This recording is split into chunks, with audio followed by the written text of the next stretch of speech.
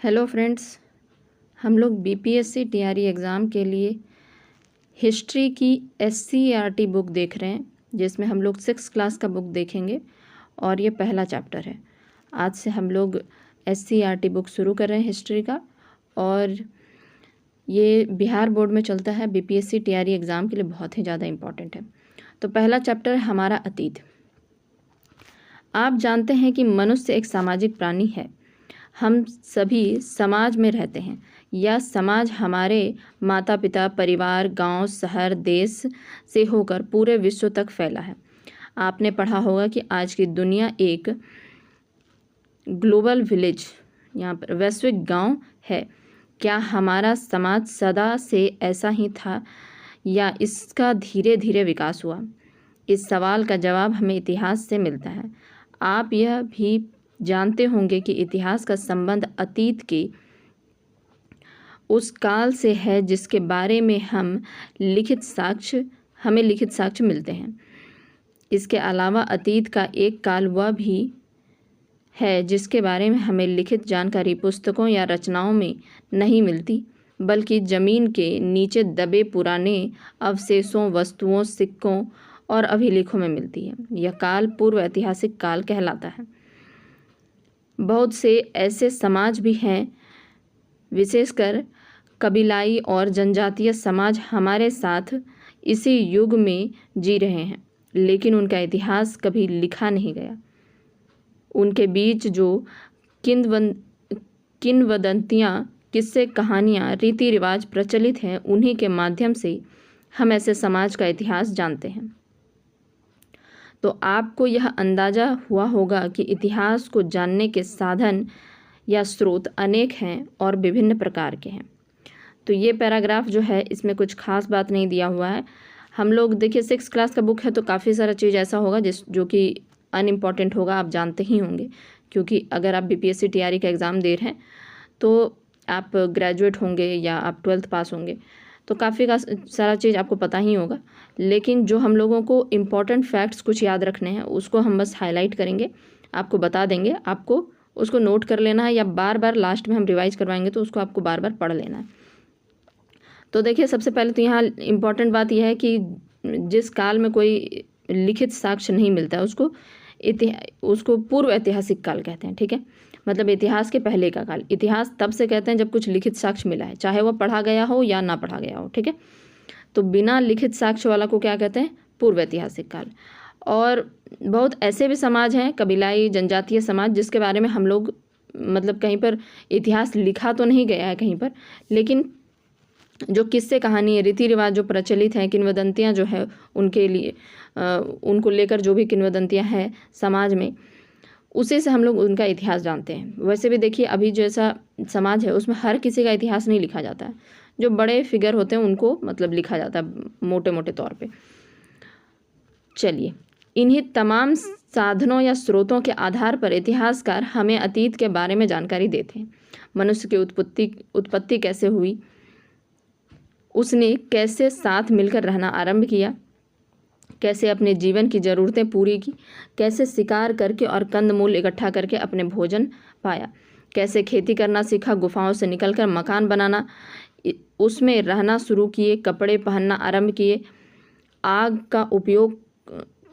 के उपयोग को जाना, औजार हथियार बनाए, दूरस्थ स्थानों तक यात्रा के लिए सवारी का उपयोग सीखा, व्यापार किया, मुद्रा का उपयोग आरंभ किया, राज्यों और साम्राज्यों का गठन किया, उनका शासन चलाने के लिए नियम कानून बनाए, कैसे साम्राज्य गठित हुए और धीरे धीरे बिखर गए, उत्थान और पतन का चक्र किस प्रकार चलता रहा, इन सब बातों की जानकारी आप इतिहास से प्राप्त करते हैं। आपकी पाठ्य पुस्तक इस संबंध में आपको जानकारी प्रदान करेगी। तो इस चैप्टर में, इस पैराग्राफ में कुछ भी ऐसा याद करने जैसा नहीं था। हम एक एक पैराग्राफ के बाद आपको बता देंगे कि क्या इम्पोर्टेंट है। ठीक है, आप बस उसको ध्यान रखिएगा। अगर आपको जल्दी जल्दी कवर करना है तो लास्ट में जो हम रिवीजन करवाएंगे उसी को बस देख लीजिए। सबसे पहले आप इतिहास की पृष्ठभूमि अर्थात उसकी बुनियादी बातों को समझेंगे। किसी भी मानव समूह या समाज का विकास एक निर्धारित स्थान पर होता है। इस विकास में स्थानीय परिस्थितियाँ, भौगोलिक स्थिति, पर्यावरण की विशेषताएं सभी का योगदान होता है। कभी आपने विचार किया है कि नदी घाटियों में ही आरंभिक सभ्यताओं का विकास क्यों हुआ? क्या आप ध्यान देंगे कि नदियों के किनारे ही उपजाऊ भूमि का बाहुल्य था। यहाँ खेती का काम आसान था।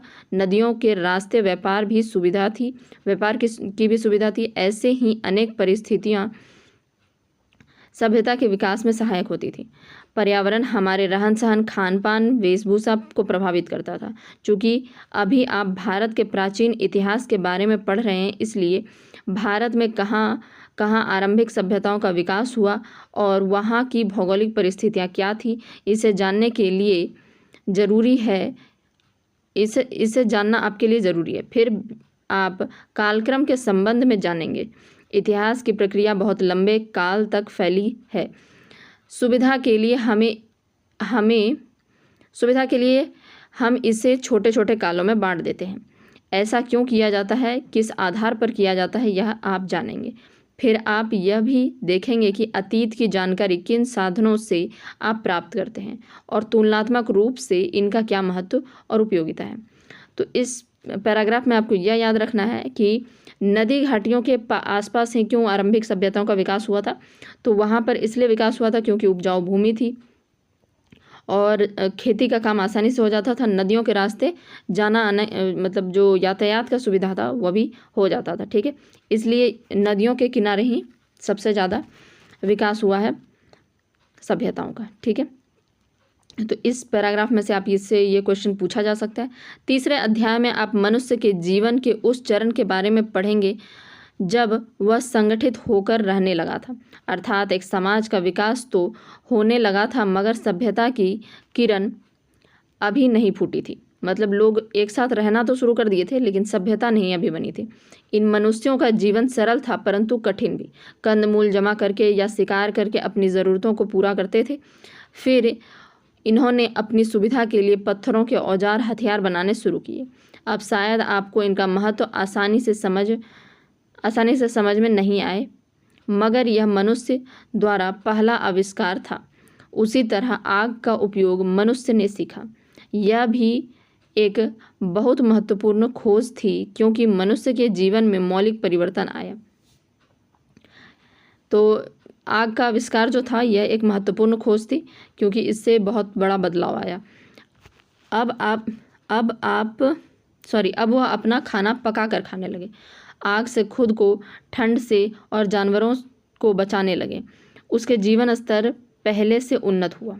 ठीक है, तो इस पैराग्राफ में एक आप देखें कि आग का आविष्कार हो गया। ठीक है, ऐसे इंपॉर्टेंट नहीं है, ये तो जानते ही होंगे कि आग का आविष्कार हो चुका था। चौथे अध्याय में आप संगठित समाज के जीवन शैली को समझेंगे। खेती तो मनुष्य ने सीख ली, अब पशुपालन, व्यापार, यातायात में प्रगति आई। स्थिर और सुखी जीवन ने सोच विचार के लिए अवसर प्रदान किया। जीवन का अर्थ, महत्व को समझने, मरणोपरांत जीवन की कल्पना करने की क्षमता बढ़ी। मृतकों के दाह संस्कार के तरीके सोचे गए। मिट्टी में शव को गाड़ने की प्रथा चली, जिसके साक्ष्य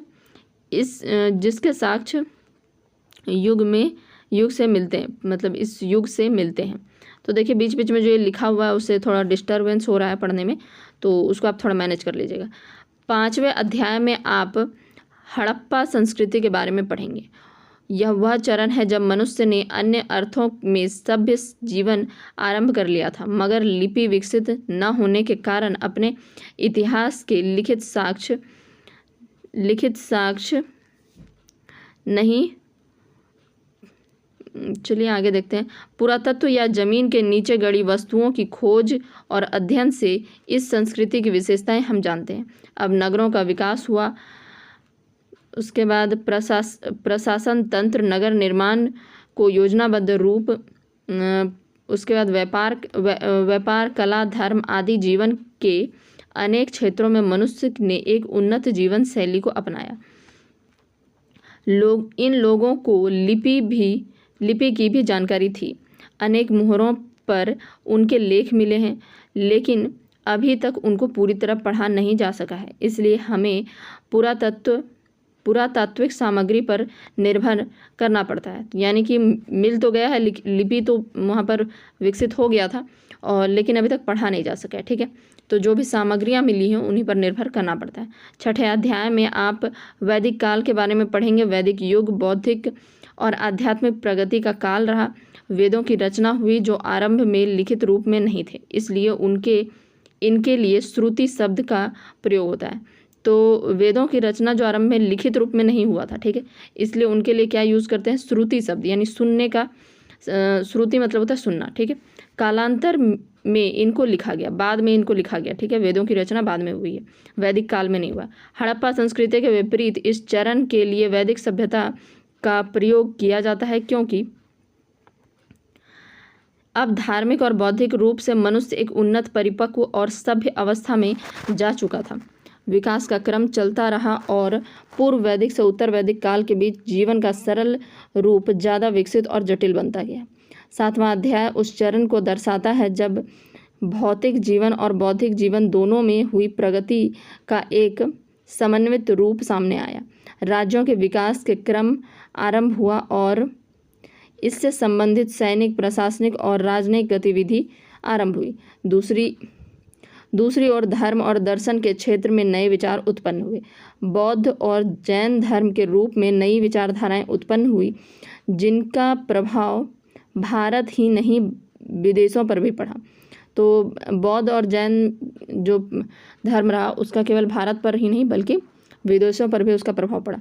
इस बौद्धिक विकास के संबंध में आप 8वें अध्याय में पढ़ेंगे।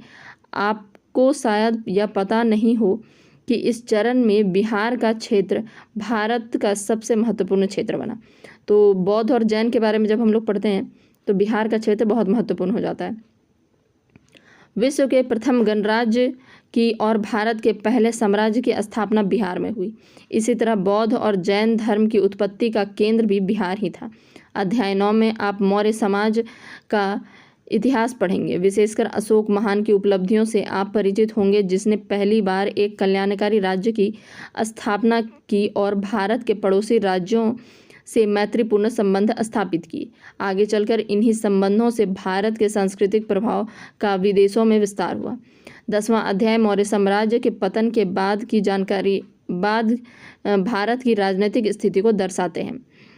विशाल साम्राज्य के स्थान पर अब छोटे छोटे क्षेत्रीय राज्य भारत में स्थापित हुए। इनमें कुछ ऐसे भी राज्य थे जिनकी स्थापना विदेशी मूल के शासकों ने की थी। इसके फलस्वरूप सांस्कृतिक आदान प्रदान की प्रक्रिया और समृद्धि हुई। इसी काल में दक्षिण भारत में भी सभ्यता का विकास के साक्ष्य हमें मिलते हैं। 11वां अध्याय सुदूर क्षेत्रों में भारत के प्रभाव के विस्तार के संबंध में विस्तृत जानकारी के लिए सहायक है। आप यह जान सकेंगे कि किस प्रकार बौद्ध धर्म और उसके प्रभावाधीन कला और शिल्प के क्षेत्र में नई परंपराओं का विकास हुआ। 12वें और 13वें अध्याय में आप भारत में होने वाली राजनीतिक, प्रशासनिक, आर्थिक और सांस्कृतिक प्रगति के संबंध में जानकारी प्राप्त करेंगे, जबकि अंतिम अध्याय में आप कुछ प्रमुख इतिहासकारों के संबंध में जानकारी प्राप्त कर सकेंगे। बच्चों उपयुक्त उदाहरणों से आपको यह अनुमान हुआ होगा कि इतिहास का अध्ययन क्यों महत्वपूर्ण और उपयोगी है। आपने देखा होगा कि मानव समाज के विकास के क्रम एक लंबे समय तक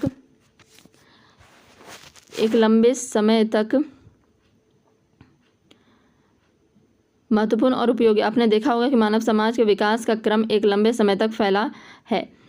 इसमें उत्थान और पतन दोनों बारी बारी से प्रस्तुत होते हैं।